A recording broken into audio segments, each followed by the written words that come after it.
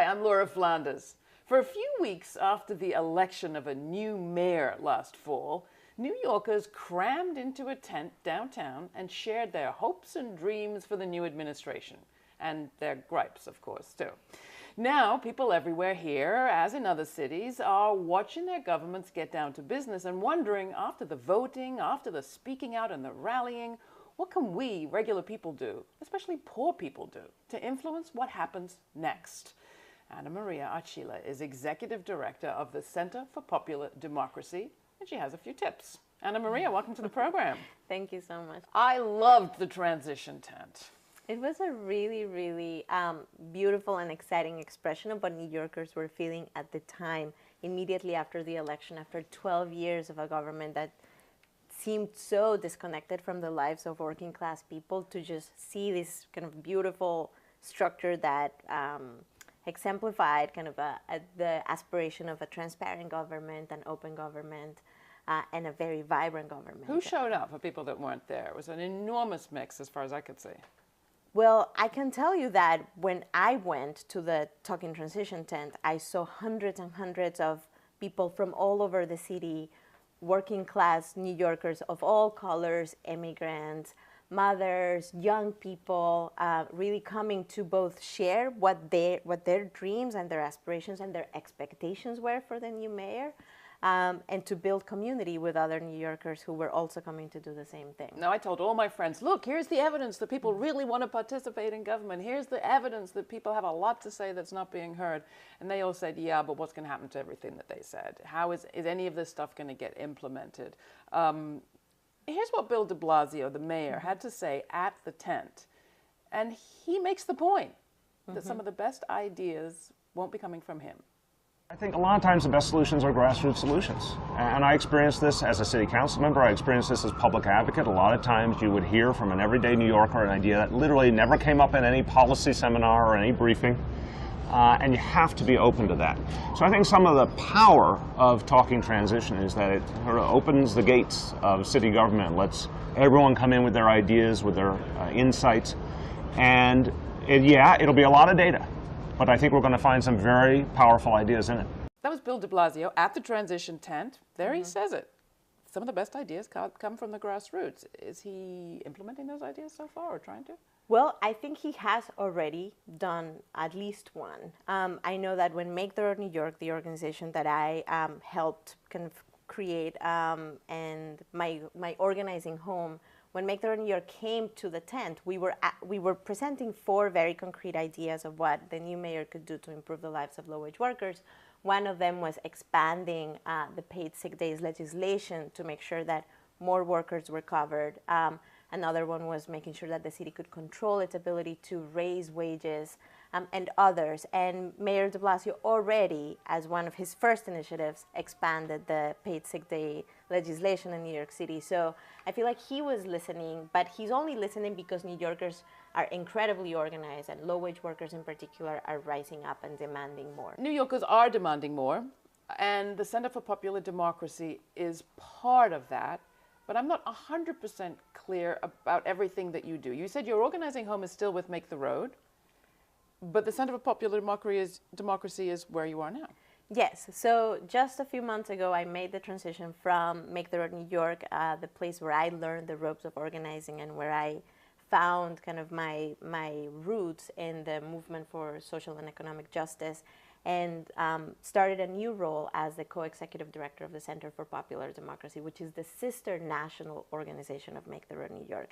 And the Center for Popular Democracy is really designed to be a hub of support for community organizers across the country. And we offer a series of kind of capacities to expand the power, the strength, the sophistication of organizers and community organizations in the country. We have a really excellent policy team, a really excellent research team, a team that's helping build organizations, and a team that's helping lead and kind of lead campaigns. But so our work is really to magnify the efforts that are happening on the ground. So what would you say are the key issues that people in organizations regionally and locally are tackling? Well, one thing that we're seeing and that's incredibly exciting is really workers are rising. Low-wage workers who have been kind of outside of the kind of traditional union structures are organizing in different forms, worker centers, just worker associations of different sorts, and are organizing and demanding policy changes, very concrete. In New York City, we're seeing paid sick days is one of those fights, and demanding an increase in the minimum wage is another of those fights. So I think across the country, we're seeing kind of a revitalized workers movement that looks less like a kind of traditional union and more like what the kind of labor movement used to look in the 20s and 30s, where entire communities were demanding dignity and respect. We're also seeing really kind of exciting ideas about what local governments can do to recover some of the kind of the money of the people. So in New York, for example, people are presenting ideas to the new mayor about how to manage pension funds in a different way, how to make sure that banks and corporations really pay their fair share. And then we're also seeing parents and young people organizing to demand kind of a real attention to the crisis of education. So, Mayor de Blasio has a very important idea to expand access to pre-K. Young people in this city also have really important ideas about how to stop the kind of the school to prison pipeline by changing the discipline policies that our city has. Now, the question becomes, how does this work maintain itself at a time when all the messages are leave it to government now? I had a chance to interview Letitia James, the public advocate here in New York, Tish.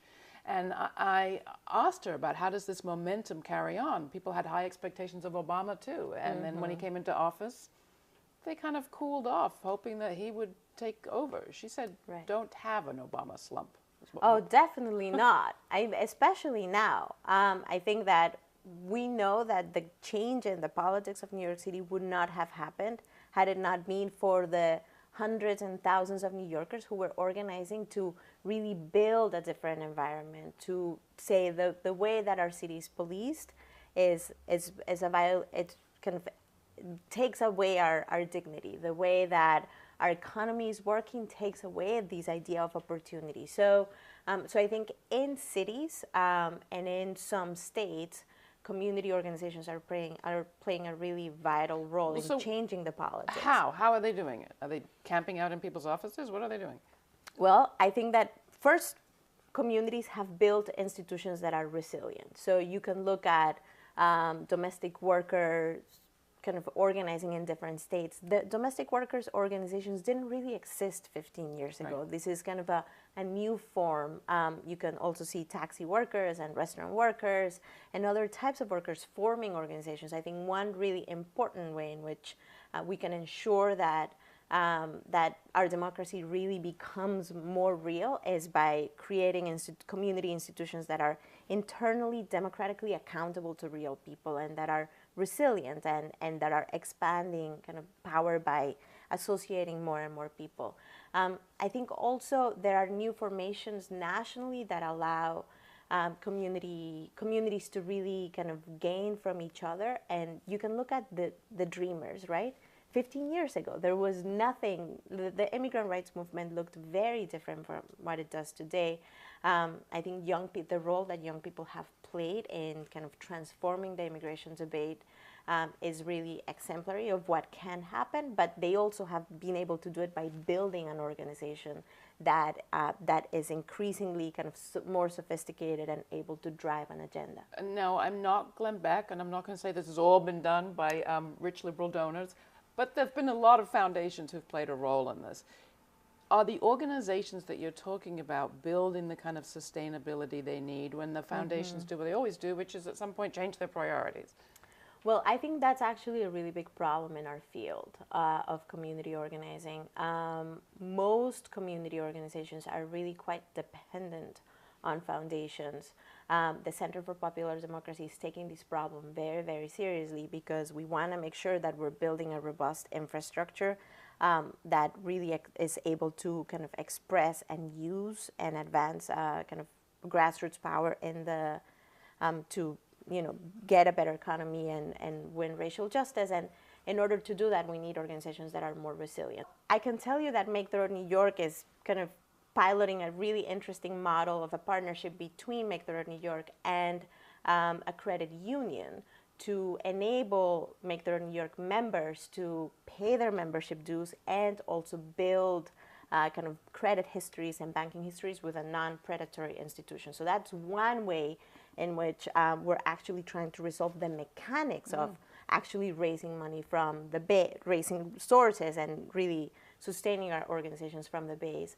I think, you know, some organizations used to do this really well. Acorn actually, back in the day, really had figured out how to create kind of sustaining organizations that were owned in a very real way by the members, and that knowledge has been kind of lost. So we're trying to figure out the mechanics again. Because member dues alone probably won't do it, because you're dealing with low-income people for the most part.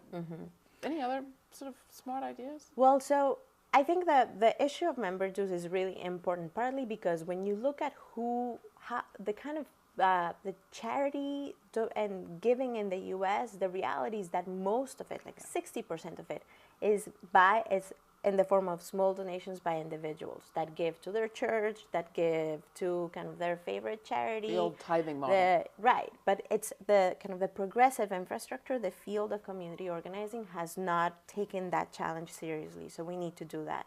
But I think we also need to think about new ways of ways of building kind of revenue generation that are also examples of new forms of kind of economic relationships. So some organizations are experimenting with cooperatives. Rock New York in New York City had its own restaurant owned by the workers. So I think there are different experiments, and all of those are really exciting.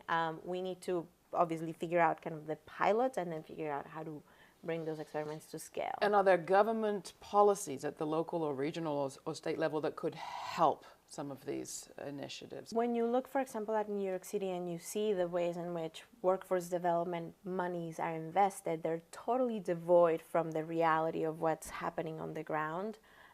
You could have a government that more closely aligns workforce policies with the goal of promoting economic opportunity.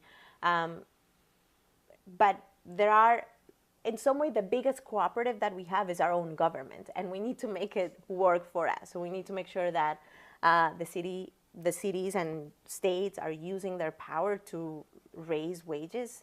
We need to make sure that cities and states are using their power to make corporations pay their fair share of taxes. We need to make sure that people who have more actually contribute a proportional share of what they benefit from. So I think we need to kind of look at our government as our institution and the institution that we want to make work for us. That's our biggest cooperative. For our Commonomics column at Yes Magazine, I'm curious about your definition of a strong local economy. What makes a strong local economy? I think a strong local economy is one in which we use the rules that we share, the laws that we share to promote economic opportunity. So you can look at economies, local cities that have really used their power to raise wages, right? You can look at Seattle. You could look at some of the examples of how governments have done that. An economy where young people are actually on the path to opportunity and not to a dead-end job.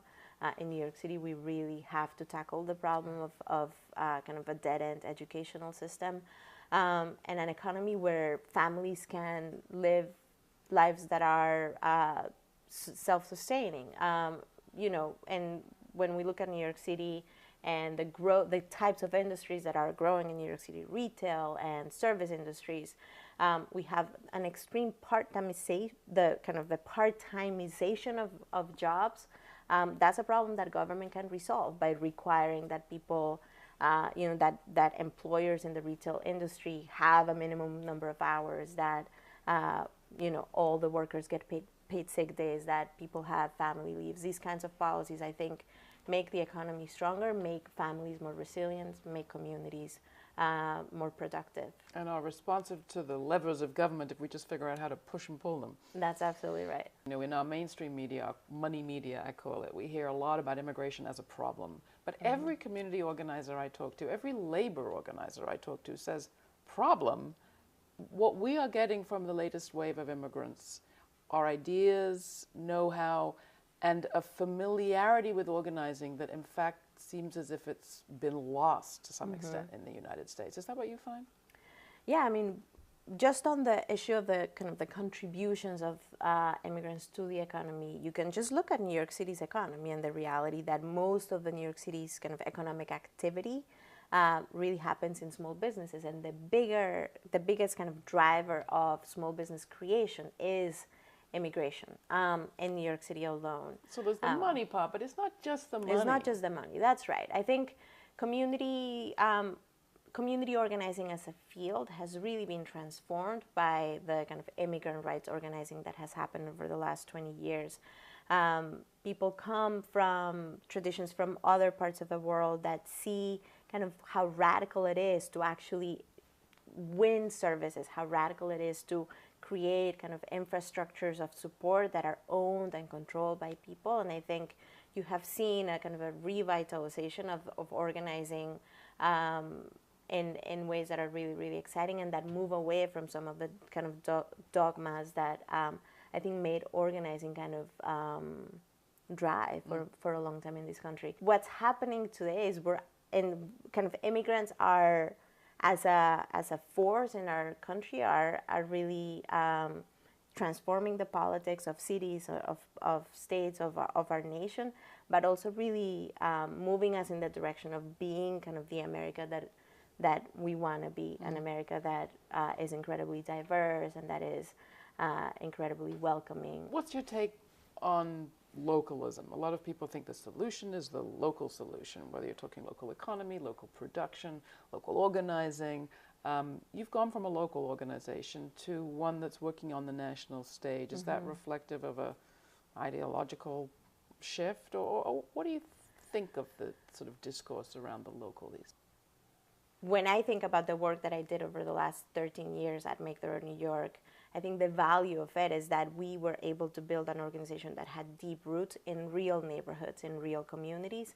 And I think that's really what's valuable about organizing in the country. I think moving to the Center for Popular Democracy is really an effort to try to figure out how to link the different local knowledges and create kind of connective tissue that enables our movement to be stronger and more powerful.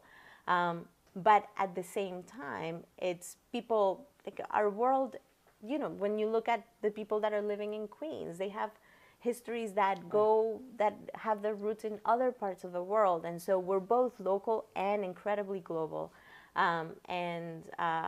Just figuring out how to build organizations that are able to kind of live that reality and use that reality. What do you do when you leave here? What's your next agenda item or your top priority? I think that with the kind of election of the new mayor and the reorganizing of the city council, we have the opportunity to really push through some really exciting kind of initiatives on workers' rights, on education, on racial justice. I think the conversation that is happening around policing in the city is incredibly valuable. Also because it's just putting race back in the kind of in the consciousness of people and in the kind of in the consciousness of government. Yeah. So I'm kind of very excited to figure out how to contribute to that in New York. I think that, I guess, as I think about the work that I've done over the last 13 years, a lot of it has been to build the immigrant rights movement from New York City and to link with other parts of the country. Immigration reform, I think, is going to happen. And it will be an amazing opportunity to build organizations across the country. And I want to have real ideas and real kind of solutions to make sure that community organizations in the country are able to take advantage of these opportunities. One thing cities are thinking about doing, and de Blasio has been asked to address, is this question of municipal IDs. How will that help, or will it help? Well, New York City New York City shapes kind of the environment nationally on many issues. Policing is one. Immigration is another, kind of the ability of government to promote economic opportunity is another. And I think municipal IDs, getting immigration enforcement agents out of the local correctional facilities, language access, all of these local policies really shape the conversation around immigration. And so we're very, very excited that Mayor de Blasio is actually kind of very proactively looking for ways in which New York City can help drive the conversation in the right direction. And so I think municipal IDs will help that, making sure that the city is prepared for the event of immigration reform is another really, really important initiative that will also kind of focus the attention of other cities and other states on that opportunity. Great. Anna Maria, thank you so much. Keep up the great work. Thank you.